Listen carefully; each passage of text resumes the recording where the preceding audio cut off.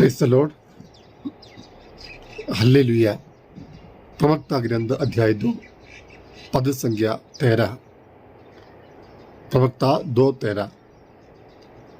प्रभु अनुकंपा और दया से परिपूर्ण है, वह हमारे पापों को क्षमा करता और विपत्ति से हमें बचाता है। प्रभु अनुकंपा और दया से परिपूर्ण है। कलीसिया में इन दिनों में हम 40वां काल मनाते हैं, बड़ा उपवास काल मनाते हैं।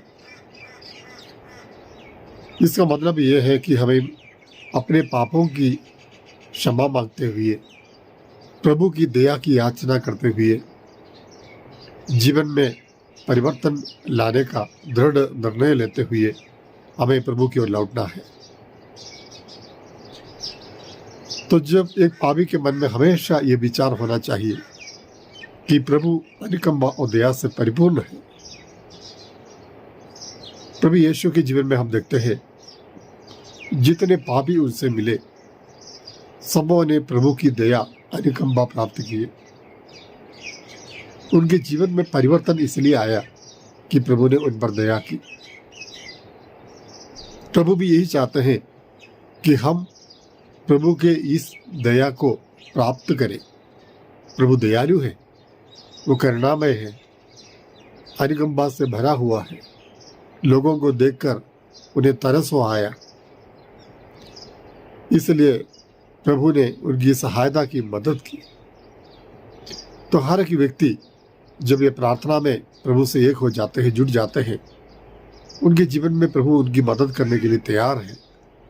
ये पापी अगर चाहे कि मुझे पवित्रता में जीवन बिताना है, मुझे पाप का मार्ग को त्यागना है, इन बुराइयों को मेरे जीवन से मुझे समाप्त करनी है, तो उसी समय प्रभु उस व्यक्ति को कृपा देते हैं उससे बाहर आने के लिए। और साथ ही साथ प्रभु अपनी दया से उन्हें भर देते हैं, उनके पापों को क्षमा कर देते हैं। और इतना ही नहीं, हर विपत्ति से प्रभु उन्हें बचाता है, क्योंकि आपने प्रभु के लिए कुछ त्यागने के लिए तैयार होगे। आप प्रभु के लिए कुछ त्यागने के लिए अपने आप को जब तैयार किया, उस समय प्रभु आपको आपके निकट है। प्रभु आपको हर परेशानी से ऊपर उठाने के लिए प्रभु आपके निकट खड़े हैं।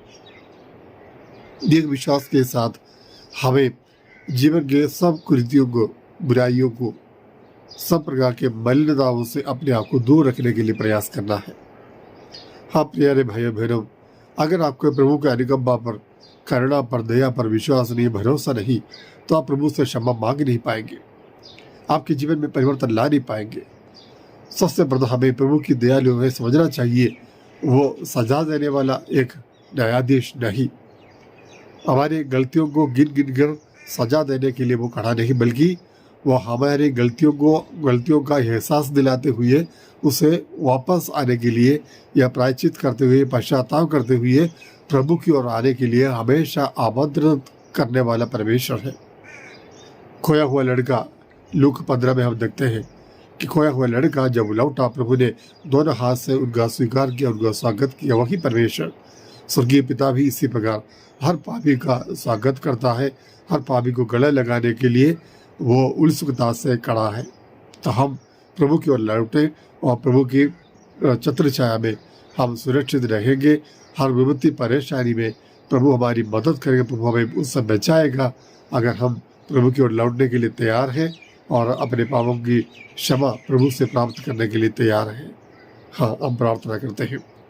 सर्वशक्तिमान पिता परमेश्वर, हम पापी हैं, हम दुर्बल हैं, अयोग्य हैं, हम मन वचन कर्म से पाप करते हैं। प्रभु हमारी गलतियों को माफ़ कर दे, हमें क्षमा कर दे। प्रभु तू दयालु है, बड़े दयालु प्रभु है, करुणामय है, अनुकंपा से भरा हुआ है। हाँ प्रभु, आपके चरणों पर मैं अपने आप को समर्पित करता हूँ। प्रभु हमारे जीवन को पवित्र कीजिए प्रभु, हमें एक नया जीवन दीजिए प्रभु। उपवास काल के इन दिनों में हाँ प्रभु, आत्मा पवित्रीकरण के द्वारा आपके निकट पहुँचने के लिए हमें कृपा प्रदान कीजिए प्रभु।